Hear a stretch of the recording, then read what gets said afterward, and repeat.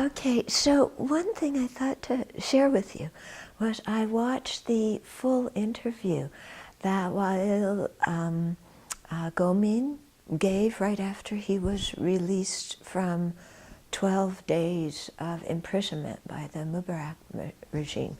He was kidnapped after meeting one of his friends in Cairo, and they took him someplace he doesn't even know where. He was kept blindfold for 12 days. And then somehow he got released.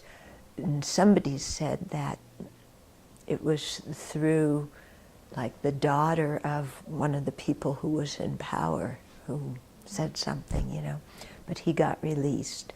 And they interviewed him right afterwards. A private Egyptian station interviewed him, because certainly the government station wouldn't do it.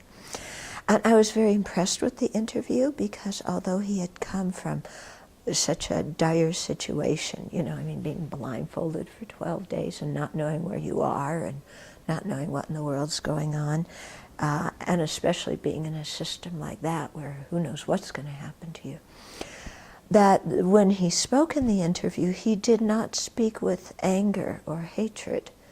Yeah, and I was thinking back, I don't think he even used the name Mubarak one time during the interview. He spoke in a much more positive vein, saying that the young people and the rest of the society really want dignity, and they want to have their own voice and make their own decisions.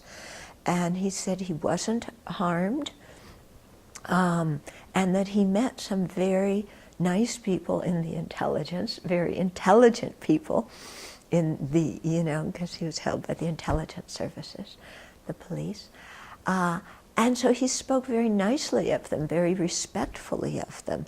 And I was, although he was clearly quite emotional, and he was especially upset that, they had not arrested him legally under due process of law. They just kidnapped him. He said, all right, if I broke a law, arrest me and then charge me and then tell my family where I am. And he also said that our problem is that we're not communicating and we don't have trust, And so I really thought, he could have said, our problem is they're doing this. He didn't say that. He said, our problem is we don't know how to communicate with each other. We don't know how to trust each other. Yeah? And so I was very impressed, because he didn't speak with anger and hatred, and he saw the good qualities of even the people who had arrested him.